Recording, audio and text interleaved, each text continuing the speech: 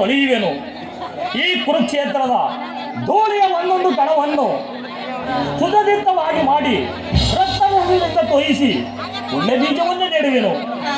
ಆ ಬೀಜವು ಅಂಕುರಿಸಿ ಬಲವಾಗಿ ದರ್ಶನ, ವಿಜ್ಞಾನ, ರಾಜನೀತಿ ಮುಂತಾದ ಅನಂತ ಫಲಪುಷ್ಪಗಳನ್ನು ಈ ಜಗತ್ತಿಗೆ ಕೊಡುವೆನು. ವಾಸುದೇವ, ನಿಮ್ಮ ಸ್ಪರ್ಶದಿಂದ ಮೃತ್ಯು ಸಂಜೀವಿನಿ.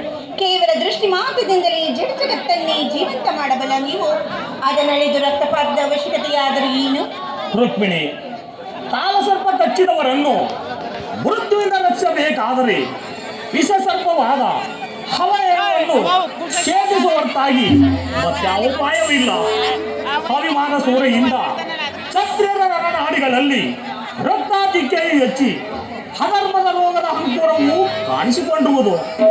ರಕ್ತರಸಯದಿಂದ ಅದನ್ನು ಸಂಪೂರ್ಣವಾಗಿ ನಾಶ ಮಾಡಿದೆ ಹೊರತು ಮತ್ಯಾವ ಉಪಾಯವೂ ಇಲ್ಲ.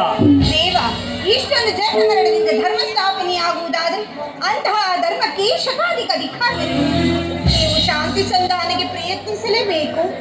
ದೇವಿ, ನಿನ್ನ ಮಾತಿನಂತೆ ಮತ್ತೊಂದು ಸಾರಿ ಶಾಂತಿಗೆ ಪ್ರಯತ್ನಿಸಿ ನೋಡುವೆನು. ಅದಕ್ಕಾಗಿ ನಾನು ಈ ದಿನವೇ ಹಸ್ತಿನಾವತಿಗೆ ಹೊರಡುವೆನು.